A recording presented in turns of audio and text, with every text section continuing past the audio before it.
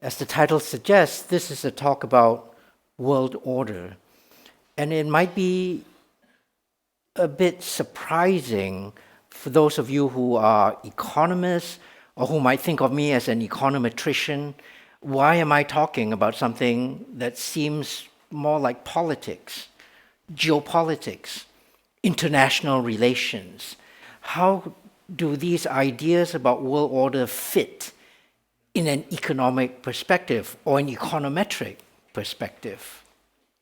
Okay, so what I mean by world order, what international relations scholars mean by world order, would be a definition something like this: that we're interested in the norms, the conventions, the rules by which nations deal with one another. So world order is typically thought of as the international system, the rules of the game, not just in international trade, but in all areas of international relations. World order would be something like this common understanding of norms, conventions, rules of behavior. So as an economist, and I hope those of you who are economists, who are expecting something economics here, what I want to do is to take what international relations scholars think about in this sense and squeeze it into something that looks like this. Okay, there's a demand curve, there's a supply curve, and there's an intersection between them that shows market clearing, where supply equals demand. So my work, the work that I want to talk about, takes an understanding of world order that looks like this and tries to make it look like this. So today's talk is going to be a description of how I take that translation. That's the methodological map that I want to carve out for us in the time that we've got here. But there are substantive issues involved here as well. As the very kind introduction suggested at the beginning, right now the world stands at a critical juncture. We have for a long time been, as was said, living in something called the American century, a set of rules, norms, and conventions that had America, the US, at the center of that system. And from America emerged this set of norms, conventions, and rules by which the rest of the world conducted its business. I will describe a little bit more what that American century looks like. But we all know that the American century is potentially being undermined now. There's a great talk about geostrategic rivalry. America itself describes the grand problem of foreign policy now as no longer what it had been for the last 20 years: terrorism, international terrorism. But as of 2017, it has shifted that to geostrategic competition, rivalry with other great powers. Great power competition now is the determining narrative for America's foreign policy. Okay.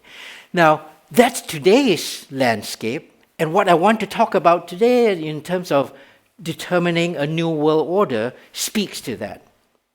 But even before this time, you and I will always have had friends who express dissatisfaction with the international system. Okay. When I was at LSE, I became good friends with people in international political economy, IPE. I became friends with people like Robert Hunter Wade in development. And they would say, the United Nations needs to be reformed. The World Bank needs to be reformed. And I asked them, why do these institutions need to be reformed?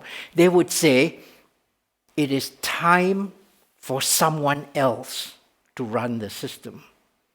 And while I could understand why, as a left-leaning political scientist, social activist, people might say it is time for someone else to run the system. As an economist, That made no sense at all to me.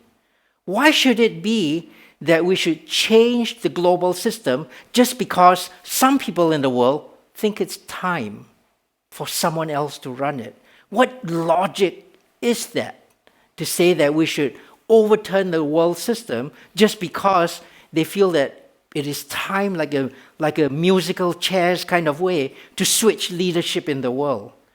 And then I have friends in Asia who also said, yes, the international system needs to be changed.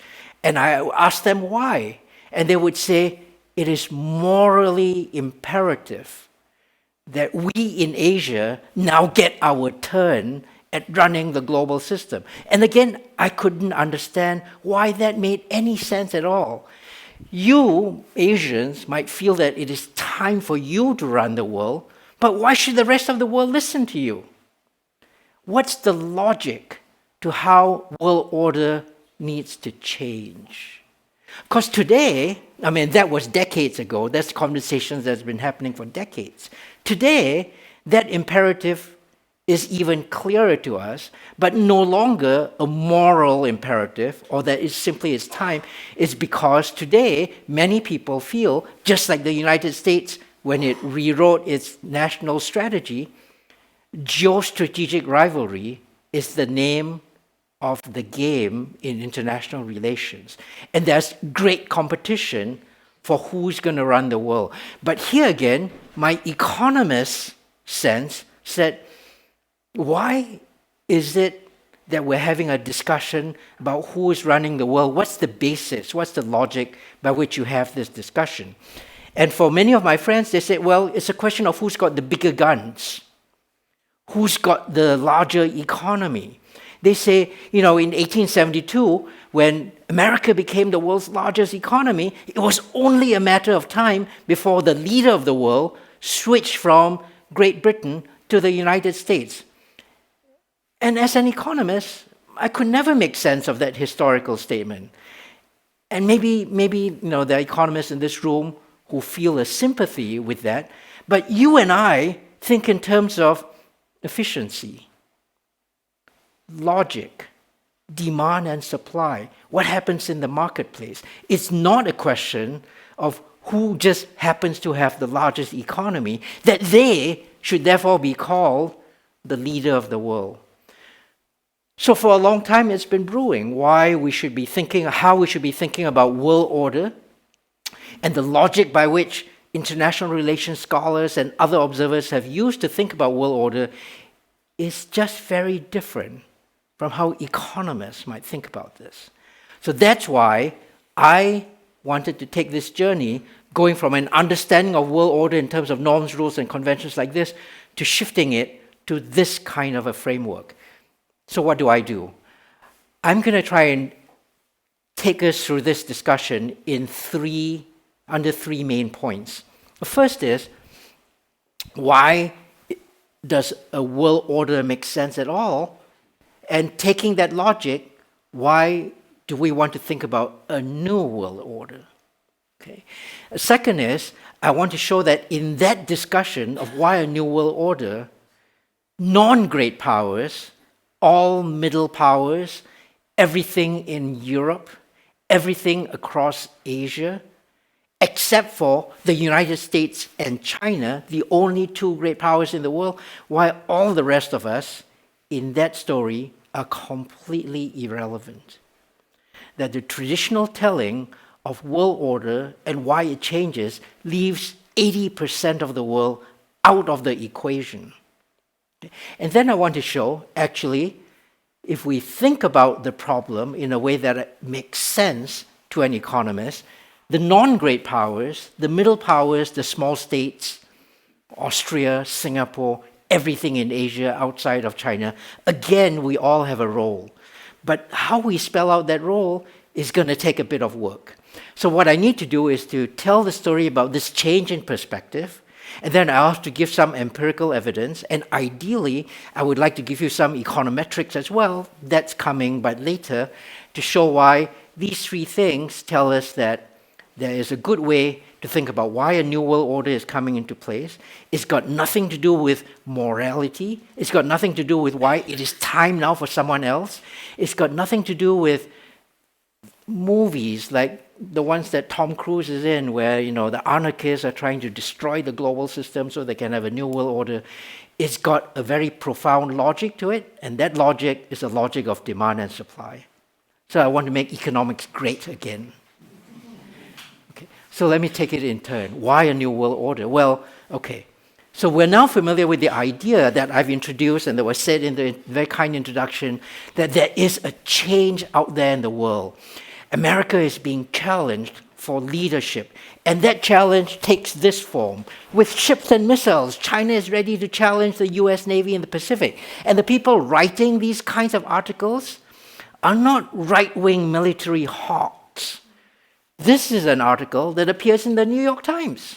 The New York Times writes about why China is ready to challenge America in the Navy in the Pacific. The New Yorker magazine, not a bedrock of right-wing radicalism, talks about China being the great disruptor of the global system. Why China's seeking to reshape world order into a form more amenable to its authoritarian state, and why this clash in values will lead inevitably to the world becoming a great chessboard and the military power becoming the determinant of how world order will shift. We are under attack, okay, in this telling of the story. China is a revisionist power that seeks to reshape the international system to a way consistent with their authoritarian model. China is using predatory economics in the Belt and Road Initiative to ensnare nations into a debt trap and thereby exercise veto power over these other nations' economic, political, and social choices. This kind of language comes from not just the US Department of Defense, it comes from the Atlantic Monthly, the New Yorker magazine.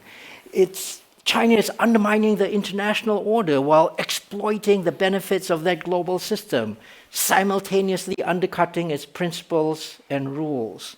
China is a strategic competitor using predatory economics to intimidate other nations.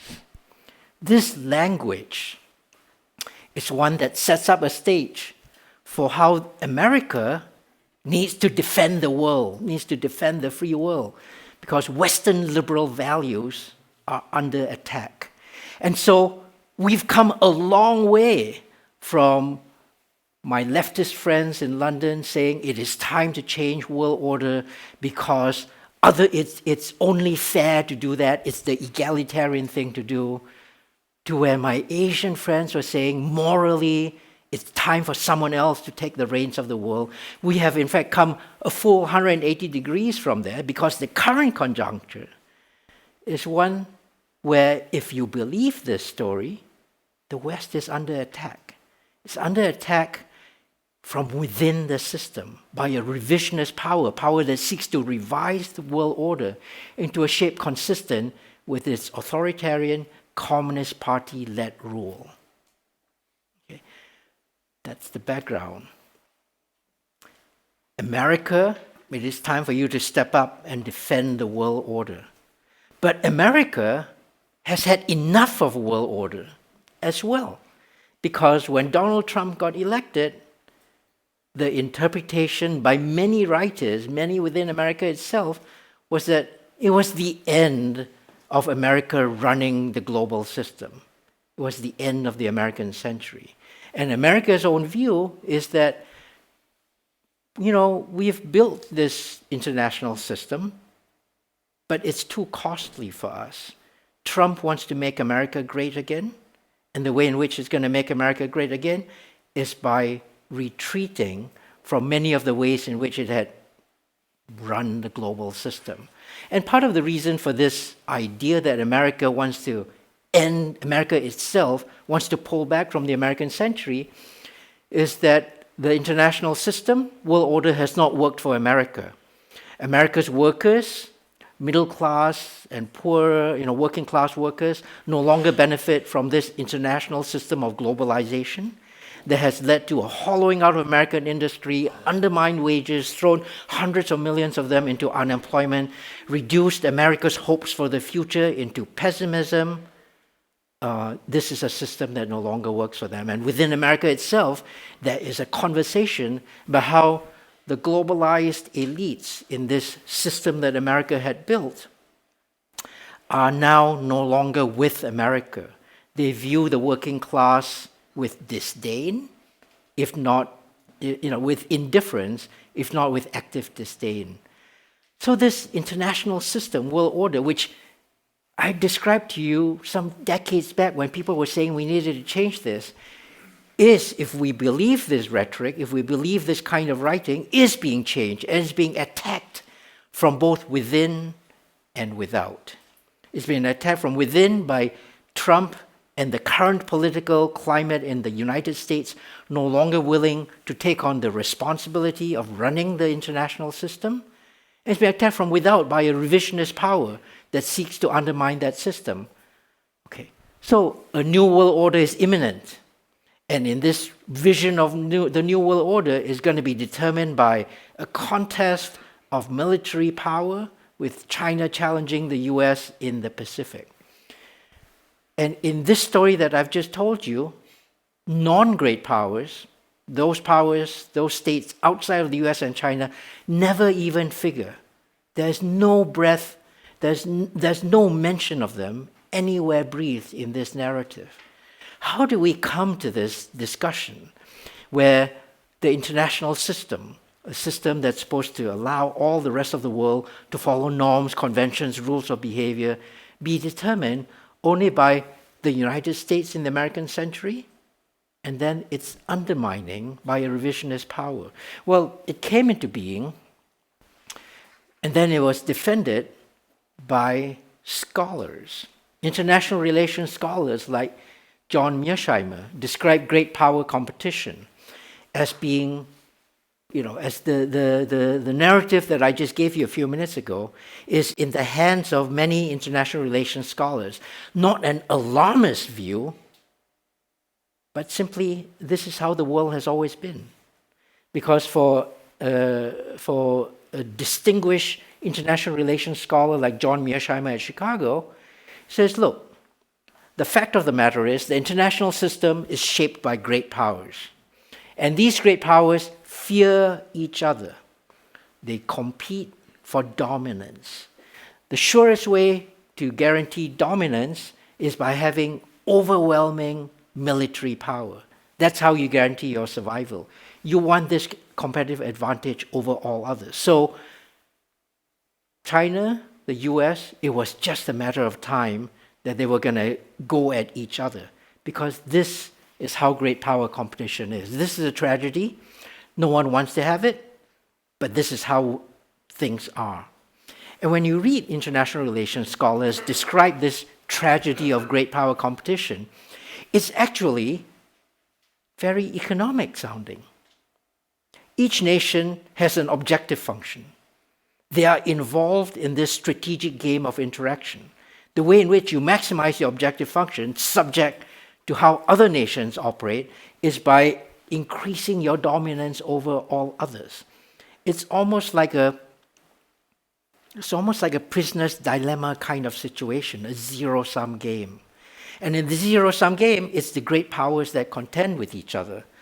And just so we don't think it has anything to do with Chicago Economics Department or Chicago Social Science versus all others, Kenneth Waltz, who for a long time was professor in the government department in political science at Harvard, he described great power competition, emphasizing how that great power competition, of course, needed to focus on exactly what it says, great powers. Because it'd be ridiculous to construct a theory of international politics based on anybody else. Malaysia, Costa Rica, Austria, Singapore, none of these nations figure in great power competition because it's like trying to understand oligopoly by looking outside of the dominant firms in the industry. Okay. And how this came into being, how this world came into being, how this American century came into being, drew on exactly those ideas. But it took those ideas and it changed them slightly. Because in the midst of all this almost Hobbesian kind of great power competition, America, in the mid-20th century, decided to do something a little bit different. It said, you know what? In the middle of the 20th century, America has become the dominant power in the world. What we want to do is to help the world along in our development of world order. But the way in which we're going to do that is we want to make the rest of the world look American. We're going to build something called an American century.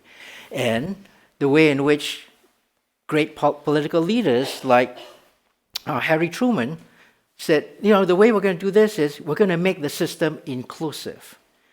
We totally dominate the world in military power now. We will remain that dominant power. We will do what Mearsheimer and others say we ought to be doing to guarantee, to maximize the chances of survival. But we're going to do a little bit more than that, because we're going to, having defeated our enemies, bring them back to the community of nations. We're going to construct an inclusive, transparent, rules-based system that allows all nations to participate. But those nations will participate because America built that system. America is the great power that built the American century. And this became the unipolar world order. World order was a collection of norms, rules of behavior, conventions that all nations could participate in. So all other nations now get a look in on what world order might look like. But it's still at the pleasure of the United States, because American power, technological, military, cultural, political, that is the great reality of our age. And this dominance is what will allow us to build an inclusive, transparent system. The US is a producer of world order. Okay? And along with this came drawn into the discussion ideas from economic historians. Charles Kindleberger was an economic historian who studied the world in depression. And the way that Kindleberger analyzed the world in Great Depression was, he said what it took was a great power to start to inflate, grow again, and that was how it brought all other nations along with it. And Kindleberger referred to this as hegemonic stability theory, that the global economy, global society needs this unipolar great power, this hegemon, this benevolent leader. And the way in which world order evolved from there followed what Kindleberger described in hegemonic stability theory. More recent economic historians like Brad DeLong or Barry Eichengreen referred to this hegemonic stability theory, and they considered that America needed to put in the sacrifice, the cost, the expenses needed to bear the responsibility of benevolent hegemony. That's what built world order. And now this world order is being hit by a revisionist power, China, together with a force from within, Donald Trump, who no longer feels that the United States should be bearing this cost. So yes, world order is changing. The American world order, the one that many observers think we are potentially coming to the end of, had a vision. And in this vision, it was what we had said earlier. The American century, the unipolar benevolent hegemony that America constructed for the rest of the world, sought to make the world look like America. So it imagined that there was a one world of nation states that traded and interacted with each other. America had open trade within the United States, so too the rest of the world would come to experience free trade and globalization, because nation states would be able to exchange goods and services with each other the same way that individuals within the US exchanged goods and services with each other. And by doing this, America created an orderly international community. Woodrow Wilson, decades before this, had foreseen how the reign of law would allow this world order to become an orderly system. The same law would hold for nations as for individuals. America would, in a benevolent leader kind of way, provide the global public goods. It would be the consumer of last resort. It would be the lender of last resort. It would guarantee international financial stability. It would be the world security officer. It would provide an umbrella of international security. It would, if it had continued, be the leader in the world's defense against global climate change. It ought to take up arms against global epidemics. America wanted to construct from early on the system where America would be the benevolent leader and all nations would treat each other as if they were citizens in the same system. This is what the American century was. This is what America referred to as the liberal rules-based order. And the set of values that infused such a system were the set of Western-style, liberal, democratic values. That nations would have free speech, media free of interference, fundamental human rights, free exchange of goods and services, and international architecture that would guarantee that. That's the world order that America feels is being threatened. Okay? And in this retelling now that I've told you of the last 7 decades of world order's evolution, America was at the center of that. The end point where we are now is where America's centrality is being challenged, both from within because of political actors like Donald Trump, and from without because of revisionist powers like China. In that story, non-great powers do figure, but they figure as passive agents. They're the ones that America has led into the system in an inclusive, transparent, rules-based kind of way, but America was the unipolar center. It was the benevolent leader. It was the hegemon. I want to argue now, as we come to the end of this lecture, and then after that we'll have questions and discussion. How might the system now change going forwards? My point is, I want to bring into this discussion this historical trajectory of norms, conventions, rules, some economic thinking. And the way in which I want to think about that is to recall why Mearsheimer and Waltz thought the way that they did. Okay.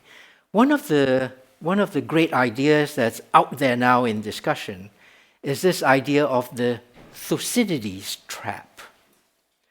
Graham Allison, political scientist at Harvard Kennedy School, wrote a book recently on how in 16 cases that he studied, where there was an incumbent great power and a rising great power, in 12 of the 16 cases, conflict and violence erupted. War ensued. The incumbent superpower does not take kindly to challenge by another great power. So Graham Allison referred to this as the Thucydides trap, and he referred to how China and America were destined for war. That was a subtitle of the book. And that reasoning, in this very quick romp through the history of international relations ideas, sits comfortably with the Mearsheimer idea about the tragedy of great power competition. Thucydides, those of us who've lived here in Europe for a while will remember, Thucydides was a Greek historian. He wrote about the Peloponnesian War of 500 BC, where Athens, Sparta, and the rest of the city-states in Greece went to war with one another. And the reason that Graham Allison referred to the China-US emerging contention as the Thucydides trap was he said in ancient Greek times, in 500 BC, there was an established city-state that was the great power, Sparta. Athens was a rising power. Athens began to misbehave, and the two city-states went to war. So Graham Allison says that is the prototype by which rising powers engage with incumbent powers. The Thucydides trap is how many scholars and investment bankers and others refer to this impending great power conflict. Thucydides wrote about many things. Elsewhere in the Peloponnesian Wars volume, he also wrote this passage: "The strong do what they will, the weak suffer what they must." Athens and Sparta, being the most powerful of the Greek city-states, they went to war with each other. The rest of the Greeks sat back and waited for the outcome because they had to suffer what they must. The weak states, the middle states, the small states have no agency. They do not influence the outcome. It is the great powers that do all of the battling. So the strong do what they will, the weak suffer what they must. As I build this model of demand and supply in determining a new world order, I want to disrupt us from that thinking. I want to disrupt us from that thinking by quoting another philosopher who said, when Thucydides and all these other people talk about going to war, that it's all the great powers that have the ability, the agency to determine how regional order, world order is going to look. What they're thinking about is fighting with each other. That's why Graham Allison's work is so captivating. It's about great powers and challenges being destined for war. And this other philosopher said, don't confuse killing for politics. Just because these great powers have the military capability, the nuclear armaments that they do, that should not be taken as the determining factor for the politics or the economics of world order. Don't confuse that killing capacity for politics. Don't confuse these discussions of international security for world order. So that's where you and I come in, because what we want to do is to think about world order in this way. Okay, remember I'd said I wanted to take us from thinking about norms, rules, conventions, rules of behavior, which is the way that traditionally that scholarship and policymakers have thought about world order. I want to push it into a form that looks like this, where there's a supply curve and a demand curve. So I now need to fill in where all the different pieces fit together, and I need to, after filling that in, give you some evidence for why it's sensible to do that. Okay. So here's my filling in. Here's my identification of the model. Here's how I think about causality in the model. When we think about great powers contending with each other, what I identify is the supply curve. There are alternative providers of this commodity, the horizontal axis called world order. And the great power competition that Thucydides writes about, that Graham Allison studies, that John Mearsheimer describes as a tragedy, that's about the great powers who have decided that they can be alternative providers of world order. America had a vision of what world order looked like. It was the American century. It was a vision of world order that looked just like the United States. If you believe the rhetoric, China has a different vision. And indeed, China does have a vision of world order. It is not necessarily the same as what America interprets China's vision of world order to be. But America's vision of what China thinks world order should be, where we're going with the world order, is that China is a revisionist power seeking to undermine the international system to reshape it into a form consistent with China's authoritarian state. In other words, China is another agent sitting on the supply curve, and they're competing to see which world order they get to supply. If we believe the Thucydides description, or the Graham Allison description, or the traditional great power description, what we're looking for is who on the supply curve comes out dominant, and then they're the one who gets to provide world order to the rest of the system. And nowhere in that description is where the demand curve comes in. But for an economist, for a social scientist who doesn't think about just alternative providers on the supply curve, this other side of the marketplace is important. Who's on the other side of the marketplace? Well, it's us. It's the 80% of the world who don't buy into the US-China conflict as the determining factor for world order. It's those who are consumers of world order. And America, however you might be critical of how America constructed the American century, it had a very clear vision. It was the provider, it was the monopoly provider, and it provided to all other nations who wanted to buy into it, and it opened up that market. It said, I'm inclusive, transparent, come on in, be part of this group. I'm going to provide you my vision of world order, which includes Western-style liberal values, rule of law, contracts, the vision that I want to describe. And if in America's vision, China would provide a different kind of world order. But we're now in a situation where I want to argue the demand side matters. Now, for us, economists, social scientists, it's got to be more than just, okay, fine, you've identified the different players in the curve. We've got to provide some evidence that this is a sensible description of how world order is. Why did in world discussion of world order, did we never think about the demand curve before? Was it because the demand curve up until now was horizontal, so that whatever the provider wanted to provide, the demand side simply took? Does the demand side begin to develop a consciousness so that it wants to exercise agency in the marketplace for world order? Is it really the case that people have never thought about a demand side up until now? Okay, so let me take these questions in turn. What I want to do is to show evidence that actually it is sensible to think about world order in this way, that the demand side can exercise agency against the providers of world order. But I also want to begin by saying, I cannot claim being the original thinker that sometimes when I'm half asleep I think I am, because lots of people have actually thought about the demand side for world order. They never made very much of it. Here is a collection of people who have thought about the demand side for world order.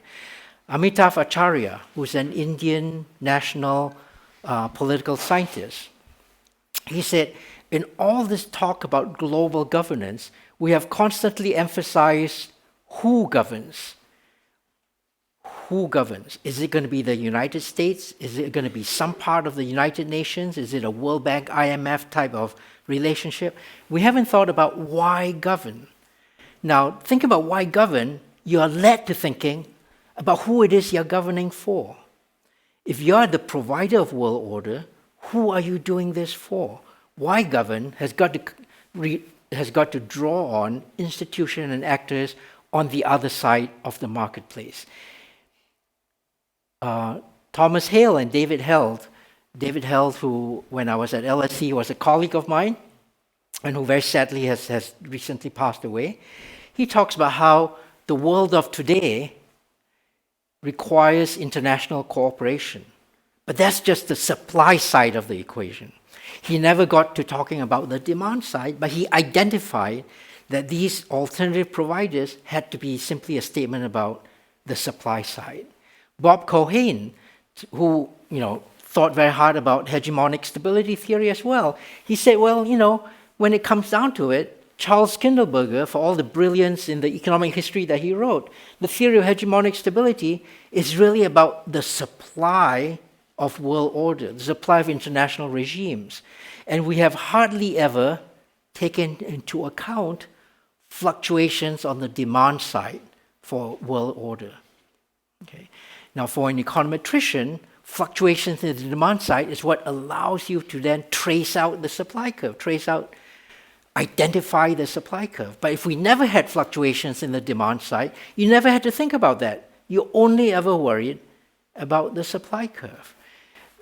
Peter Katzenstein, who is a brilliant international relations political scientist at Cornell, he has worried about small states. But his approach to the small states problem, those who are not great powers, is to ask the question, how have these small states been able to survive in a world of great power competition? He talks about democratic corporatism, talks about small states protecting themselves. That's quite a different side to the discussion than what you and I are going to be about, which is trying to establish agency for small states. When I say agency for small states, what I mean is Austria, other states in Western Europe, the Singapores of the world, actually standing up and being able to influence how world order looks. Now, all this is very abstract still because, of course, world order, I can put that on the horizontal axis, but what does that actually look like?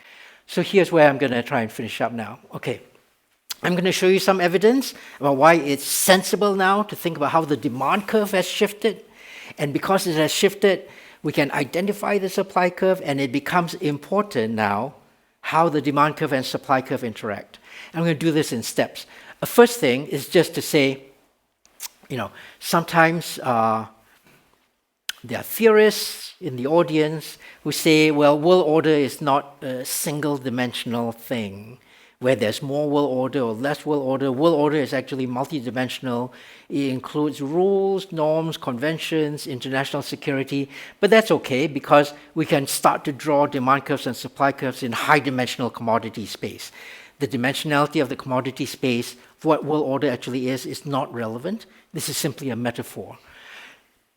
I want to now argue that the demand side is showing agency. Okay, so I do this by arguing that there's a shift in the demand side that previously we had never observed.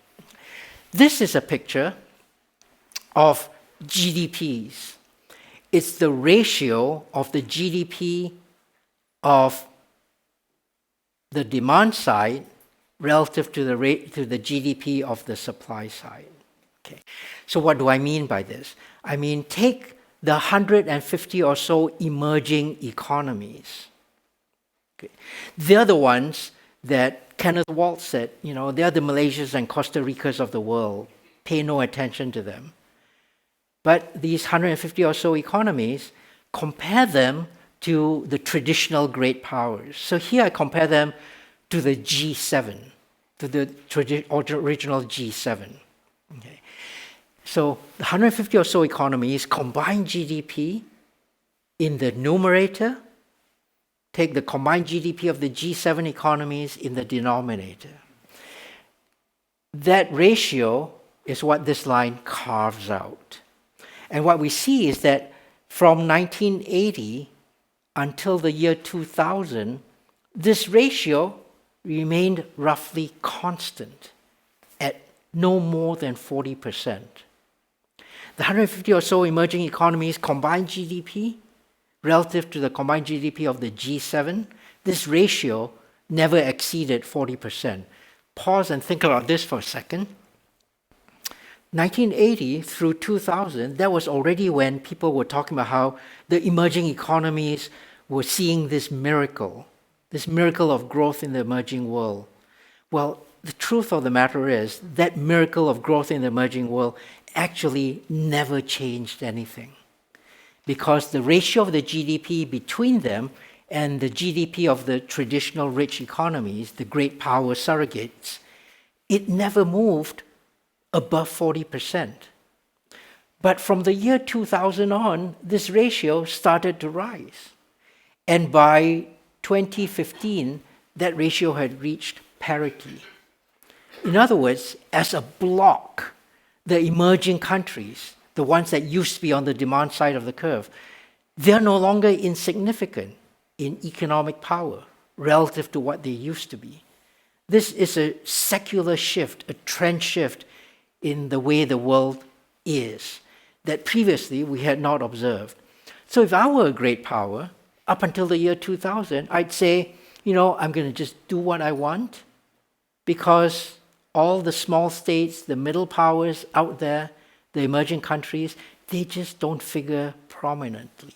150 of them barely matched the G7. But I can no longer make that statement because this ratio has changed and is never going back. How has this ratio changed further? This is a map of the world's economic center of gravity. What it shows is how the world's economic center has shifted over time. Okay, and what do I mean by the economic center of gravity? Okay, production occurs on the surface of our planet. Okay? There are only about 1,000 points on the surface of our planet where economic activity is so large that you can see it from a satellite off of our planet. Measure that economic activity, and then there are about 1,000 points on Earth where economic activity is measurable. Okay.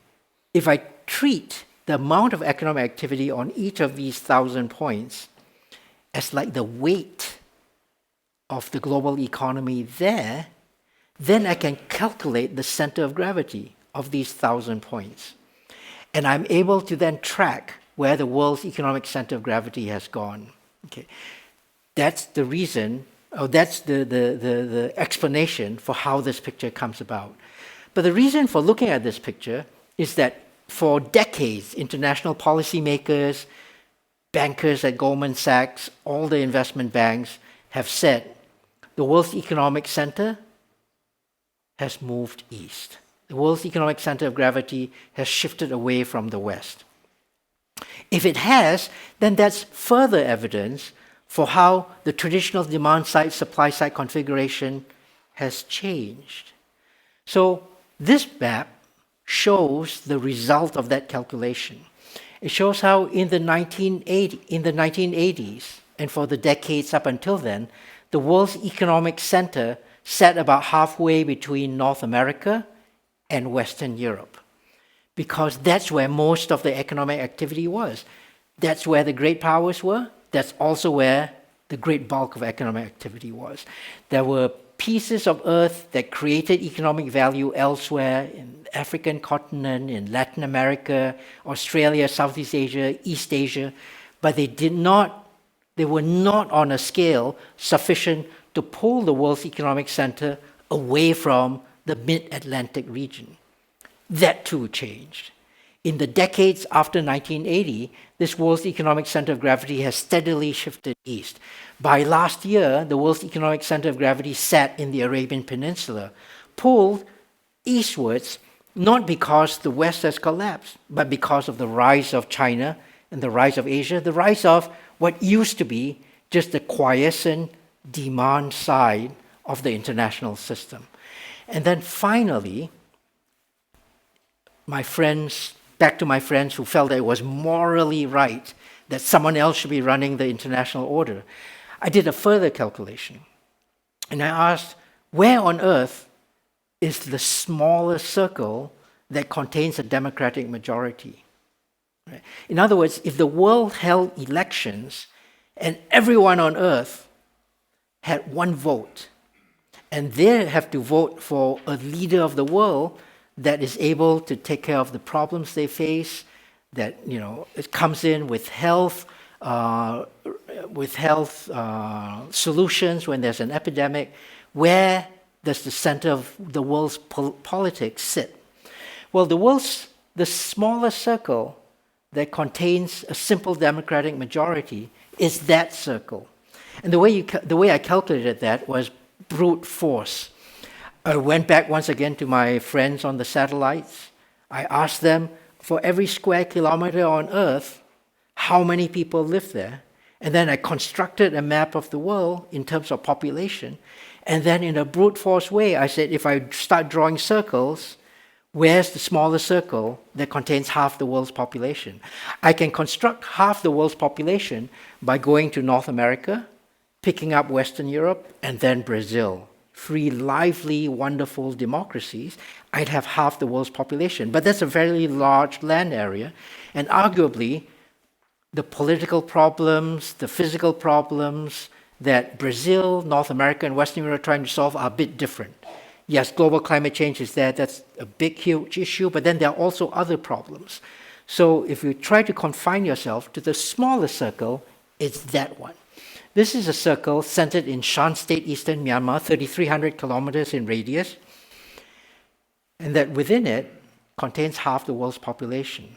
It is in this circle on Earth that the world continues to deal with problems of poverty, epidemic reduction, violence against other parts of humanity, starvation, disease.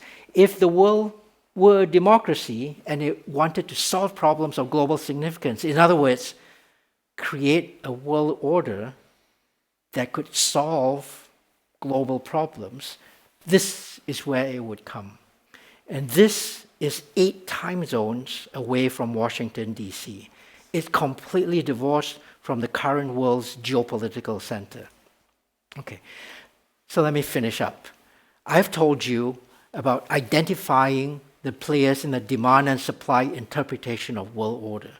And I've told you why empirically the demand side, which used to be quiescent so we could ignore it and simply focus on fluctuations in supply, that is now changed. I now want to conclude by suggesting that actually it is not crazy to suggest that small states have agency. Because if we step back from the story that I'm telling and you say reality check, the reason that international relations scholars and people previously had not thought about a demand and supply vision for world order is because they think it takes great power to be able to command the world. You've got to have the largest economy so that you can assert dominance over the world, ask the rest of the world to do the things that you want. You've got to have the military capability. Okay, so what am I suggesting? That I actually hand over control of the global economy, hand over construction of world order to small states? How could they? That might be a nice, romantic, unrealistic version that seeks to equalize the injustices in the world. But it is a pipe dream. It cannot happen. Because how could small states actually do anything that changes what big states want to do? Okay. It turns out that if you by going through periods of recent economic history, you can find lots of cases where small states have been able to influence what great powers wanted. So let me begin with, I won't go through all of them, but just to establish that, I'm not just saying this from with no evidence. Nicaragua versus the United States. And we'll all remember that there was a time when Nicaragua was a dictatorship under Somoza, and that was friendly to the United States. When the Sandinistas took over from Somoza in the Nicaraguan Revolution, America felt very uncomfortable with that. In fact, America invaded Nicaragua. Nicaragua is a tiny state. How can it get America to do things that it wants? Well, we know, actually, after the invasion, Nicaragua took America to the International Court of Justice. And although America said we're going to ignore what the International Court of Justice tells us to do, within a few years, within the decade after this, America became friendly to Nicaragua, even under the Sandinistas. How did that happen? Ronald Reagan was president at that time. What the Nicaraguans did was they went on a publicity campaign to change social opinion, both internationally and within the United States. They influenced public opinion, congressional opinion, that undermined Ronald Reagan's policy on Nicaragua. And that changed the way the US behaved towards Nicaragua. I won't do Singapore, let me do Cuba. Cuba, many of us think, was simply a pawn of the Soviet Union during the Cold War. And it had been situated within within America's own backyard, but it was simply doing what the Soviet Union wanted. I see some of you shaking your heads because you know the reality is Cuba was not a pawn of the Soviet Union. Cuba pursued a policy of exporting its socialist revolution in Latin America, even though the Soviet Union was very uneasy about that, because the Soviet Union was afraid America would get angry at this and then take it out on the Soviet Union. Soviet Union was in this Cold War against the United States. Cuba developed its own soft power diplomacy of exporting medical and educational training to the rest of the third world. Cuba established its own identity in opposition to what both the Soviet Union and the United States wanted to do. It developed agency. Okay, so let me finish. So I've taken you through a very quick romp of the history of ideas on international relations and world order. And I've suggested to you that in that traditional telling, the emphasis is on great powers. That's why America now thinks about great power competition. It views China as the great threat. Okay. China, you'll notice, has not told that same story. China does not go around saying America is the great threat. America is what we must defeat for us to be successful. China does not tell that story. But what I've suggested is a new world order where the demand curve, the middle powers, Austria, Singapores of the world, can begin to assert agency and construct a new world order that's different from the old one if America no longer feels that it wants to do that. And the reason, I have 3 ingredients for how I'm going to do this. I know I'm out of time, so I'll just finish up with these 3 reasons. First is, America has traditionally told the rest of the world that it is the provider of global public goods in all dimensions. It provides international security, military. It is the regulator of international financial markets. It is the consumer and lender of last resort. And sure, for some of these things, you do need to be the largest economic power. You do need to have the world's largest navy. But why would you need the world's largest navy if all you wanted to do was to regulate international financial markets? What it takes to regulate for international financial markets, what it takes to cure global epidemic, what it takes to counter global climate change are good ideas and the ability to garner cooperation from nations who are willing to go along with you. For that, you do not need an aircraft carrier. You do not need an aircraft carrier if all you want to do is regulate financial markets. So let's not leave world order to just the great powers. A second observation is, why would great powers ever allow small states to become alternative leaders of the world?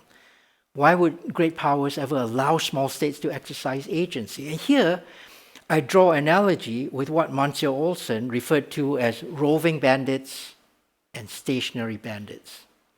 There was a time in human society when the great powers were literally, the feudal lord, the great power, the one who had the biggest army of swordsmen, the biggest fleet of horses, and they would rape and maraud and pillage their way around the world. But there was a time when these great powers suddenly decide not to anymore rape, maraud, and pillage. They subjected themselves to rule of law. Why? In Monsieur Olson's reasoning, these roving bandits, which used to scour earth for plunder that would benefit them, came to realize that if they set up shop and they allow others around them to develop agency in cultivating land, that land cultivation would eventually bring them, the great power, greater profit than if they continued to rape, maraud, and pillage in a low productivity environment. Rule of law emerged out of that, and so too we will see an emergence of a new kind of international rule of law. So let me finish. Conclusion. What have I done? I've taken us through a discussion of why the world sits at a point where a new world order is about to emerge. And it's being challenged, sometimes for no good reason, sometimes for good reasons.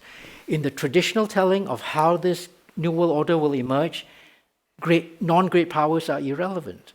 But then I've told you why actually it is time for the non-great powers to again reassert themselves. There are obviously things not completely right in this model of demand and supply in a marketplace for world order. I've referred to global public goods, but nowhere in this market of demand, nowhere in the demand and supply curve are there public goods. I would like to extend my model to have public goods. There are no externalities and spillovers. I would like to extend the model to do that.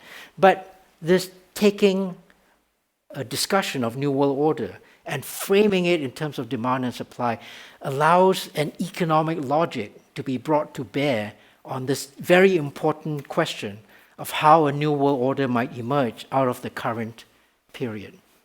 Thank you all very much.